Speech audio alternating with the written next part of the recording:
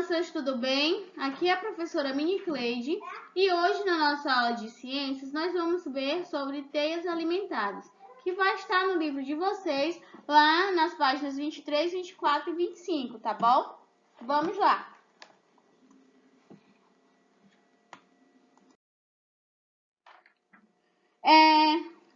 Eu quero ouvir de vocês se vocês lembram que nas aulas anteriores nós estudamos sobre as cadeias alimentares, né? Nós vimos o que são as cadeias alimentares, que são o quê? Que são o fluxo de energia que anda num só movimento, num só sentido, né? O Sol vai fornecer energia para as plantas, né, que são os produtores. Essa energia do Sol vai percorrer por toda a cadeia alimentar através até chegar lá nos decompositores, não é mesmo? E a partir do momento que o produtor absorveu a energia do Sol, ele já está lá com a energia. E aí vai indo para o produtor primário, nesse caso o rato. A partir do momento que ele come alguma dessa vegetação dos produtores, ele está absorvendo essa energia, não é mesmo? E depois a cobra, que é o consumidor secundário, ela vai estar adquirindo indiretamente essa energia que veio do Sol, né? Através do que ele comeu. Depois, o consumidor terciário, quando comeu a cobra. E, por último, o decompositor, quando o leão morreu, que foi lá e decompôs. E aí a gente observa que depois do consumidor ou do decompositor, ainda tem a setinha. E essa setinha quer dizer o quê? Que a energia desse decompositor ainda vai voltar novamente para os produtores. E por isso nós dizemos que é um fluxo de energia que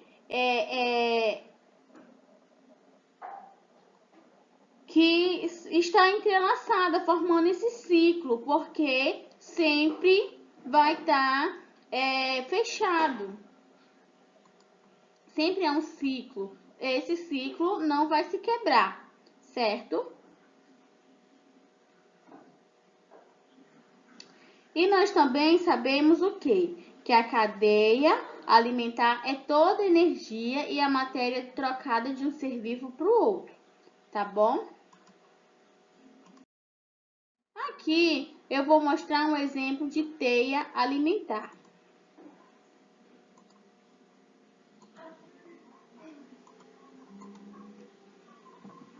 Aqui, essa teia, vocês estão percebendo que tem várias setinhas, tudo bagunçado.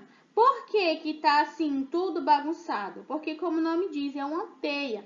Não tem a aranha, quando ela faz a sua teia para prender os coisinhas, né? Os mosquitinhos para ela comer? É todo um emaranhado. Da mesma forma acontece aí. São todos um emaranhado que vão se formando, né? Mas se a gente for observar bem direitinho, ó, por exemplo, aqui, ó, a verdura. O coelho comeu essa verdura, depois a cobra comeu esse coelho e a onça comeu essa cobra. Aqui, ainda na verdura, o rato comeu essa verdura, a raposa comeu o rato e depois a onça comeu a raposa. Aí aqui a gente observa a verdura, o coelho comeu a verdura, depois a coruja comeu o coelho. A gente pode observar também o quê? Que tem aqui a verdura, vem um inseto e come essa verdura, depois o lagarto comeu esse inseto, Depois, o gavião comeu esse lagarto. Vocês estão observando que cada ancor, ele passou por alguém. Aí aqui, ó, ainda a árvore. O inseto comeu a folha da árvore. E quem come esse inseto? O lagarto. Quem come o lagarto? O gavião. Aí vamos aqui. A verdura. O coelho comeu a verdura. A coruja comeu o coelho. O gavião comeu a coruja. Ou a gente pode vir ainda aqui, ó. A verdura. O coelho comeu a verdura. E a onça comeu esse coelho. A zebra comeu a folha da árvore. A cobra comeu a zebra. E a onça comeu a cobra. Vocês estão percebendo que todo esse emaranhado, no final, ele vai ser o quê? Vai ser várias cadeias alimentares ligadas entre si. Por que ligadas entre si? Porque a gente observa que, por exemplo, aqui, ó, esse inseto aqui, ele pode comer daqui, pode comer daqui, pode comer daqui. O coelho, por exemplo, quem pode comer o coelho? A cobra,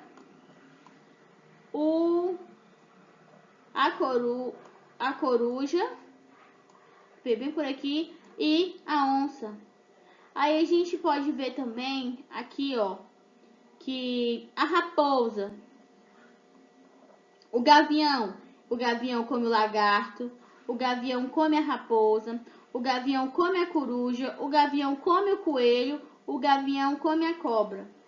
Então, o gavião, ele vai poder comer vários desses animais que estão em outras cadeias alimentares. Ele não vai comer só de uma cadeia, ele vai comer de várias. Vamos aqui, ó, pelice da onça. A onça veio, comeu a coruja, e a coruja tinha comido o coelho, e o coelho tinha comido a verdura. Aí aqui, ó, o gavião comeu o lagarto comeu o inseto comeu as germinas aqui.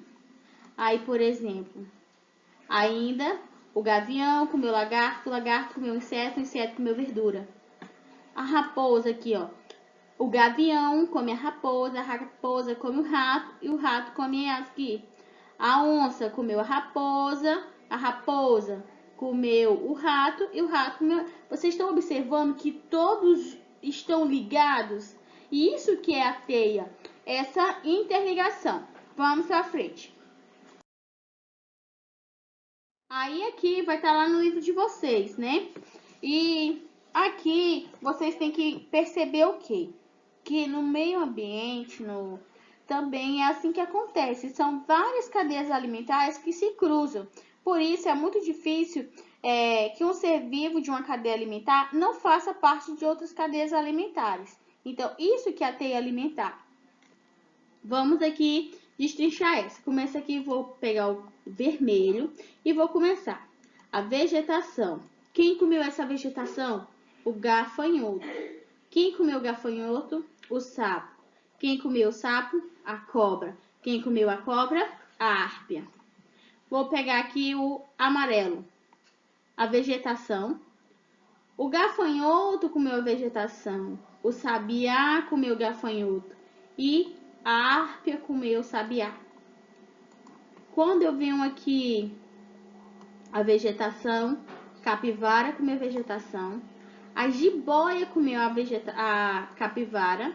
E depois a árpia comeu a jiboia. Aí de novo, a vegetação vai, a capivara comeu. E depois, quem pode comer a capivara direto? A árpia. Ou, então, a onça comeu a capivara e a capivara comeu a vegetação. Vocês viram que cada uma corzinha dessas aí representa um que entrou, fez parte da cadeia alimentar do outro? Então, isso que é a teia alimentar. Quando um animal, ele faz parte, ele entra na cadeia alimentar do outro, tá?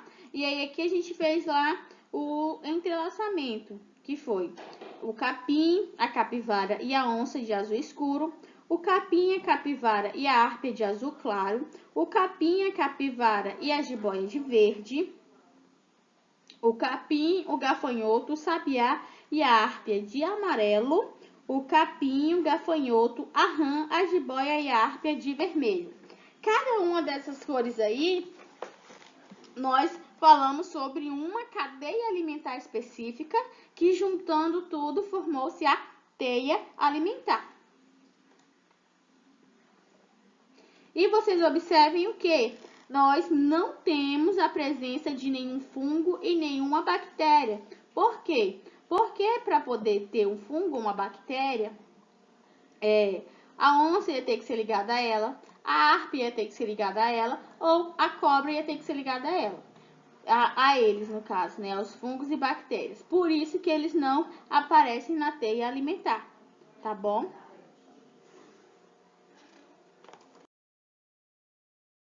Aí aqui nós temos um quadrinho do Horácio. O Horácio, vocês sabem que ele é um filhote de tiranossauro e essa é uma espécie que já foi extinta, né? Vamos fazer a leitura. O Horácio tá lá, bonitinho, né? Desculpe. Desculpar o quê? Pelo que eu vou ter que fazer. Afinal, é a lei do mais forte. Que quer dizer que... Isso mesmo. Você está prestes a se tornar o meu almoço. Espere, vamos conversar um pouco. Deixe-me tentar convencê-lo de que existem outros tipos de alimento. Até que seria capaz de me convencer. Sabe se expressar bem, você tem a fala mansa. Por isso mesmo que eu não vou lhe dar a chance para falar muito. Porque... E vocês observam que ele o quadrinho tá em amarelo, porque ele tá se estressando, né? E aí, quando vem alguém que não aparece, diz assim, desculpe. E aí, ele olha imediatamente para trás. E aí, ele vê o quê? Esse outro peixe gigante. E aí, ele fala o quê pro Horácio? Como era mesmo aquele seu papo de outros alimentos? Por que será que nesse último quadrinho ele falou isso? Ele falou isso nesse último quadrinho porque ele percebeu que ele também poderia ser comido por um peixe maior, que ele poderia virar alimento de outro ser vivo, não é mesmo? E aí, nesse caso, aqui, nós teríamos 3 personagens, né? O Horácio, o vermelho e o verde. E cada um iria fazer parte de um ciclo desses, né? No caso, o Horácio seria o consumidor primário, o vermelhinho seria o consumidor secundário e o verdinho seria o consumidor terciário, né? Se fosse olhar pela ordem do tamanho deles, não é mesmo? Aí aqui, ó. Vocês conseguiram entender por que ele pediu desculpa? Ele pediu desculpa porque ele achou que ele era o mais forte, o bambambam, e poderia comer o Horácio, não foi? Só que aí o Horácio, ele questionou, ele perguntou, ele argumentou que teria outros animais para ele comer, porém ele não quis saber. E aí chegou um peixe bem maior. E qual foi a atitude dele, do peixe vermelho? Ele ficou sem saber o que fazer. Aí tem esse solzinho, porque eu quero saber de vocês se é possível, se algum integrante da cadeia alimentar pode sobreviver sem depender do sol. Pode? Não. Por quê? Porque todos eles dependem do sol para sobreviver. Por quê? Qualquer um consumidor da cadeia alimentar, ele vai depender diretamente ou indiretamente dos produtores que fabricaram seu alimento utilizando a energia do sol, né? E aí, por exemplo, numa teia onde nós temos um jacaré, ou um gavião, eles vão adquirir a energia do sol? Com certeza, a partir do momento que foi comido a cobra, que foi comido o rato, que o rato comeu o milho. O milho, nesse caso, ele entra como produtor, né? E aí, por exemplo, se nessa cadeia alimentar não tivesse nenhuma cobra, o que será que aconteceria? Iria aumentar a quantidade de ratos e, consequentemente, se ia aumentar a quantidade de rato, ia diminuir a quantidade de milho, porque os ratos, a infestação de rato ia destruir os milharais, né? E, por exemplo, se não tivesse gavião ou jacaré, não tivesse ninguém para comer essa cobra, o que ia acontecer?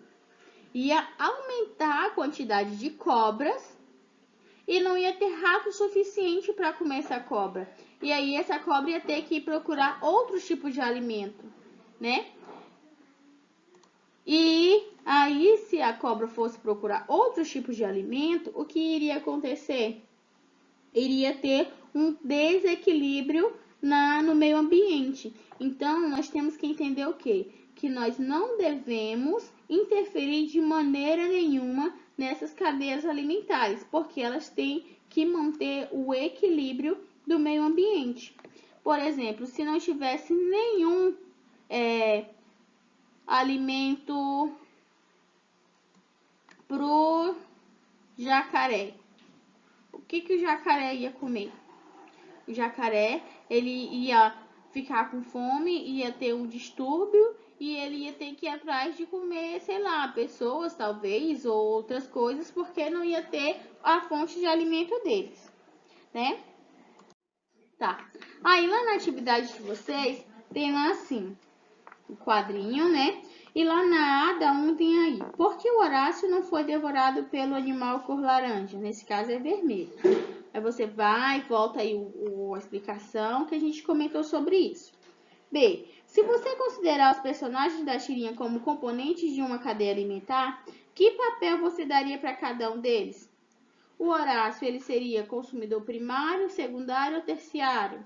O laranjado e o verde, qual seria cada um?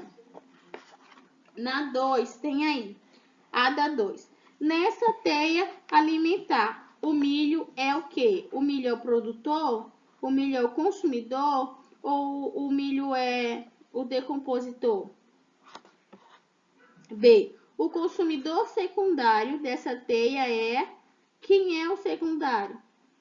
C. Os consumidores terciários, os consumidores, dá a entender já que é mais de um.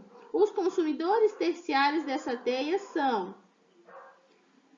Letra B. Tem assim, uma frase afirmando que na natureza os gaviões dependem da luz do sol para sua sobrevivência. Você concorda com essa afirmação ou discorda? Você vai dizer concordo ou discordo e você vai explicar por que dessa sua opinião. E lá na E tem aí, os cientistas afirmam que em uma teia como essa, o número de serpentes do ambiente depende do número de gaviões. Converse com seus colegas, no caso, converse com seus familiares e justifique a afirmação. Ele quer saber se a quantidade de serpente vai depender da quantidade de gavião. Depois de você ter uma conversa com seus familiares, você vai responder essa questão. E lá na letra F, você só vai completar com menor ou maior. Complete a lacuna que diz aí, quanto menos rato no ambiente, maior ou menor será o número de serpente? Aí você vai preencher e é isso. Até mais na correção.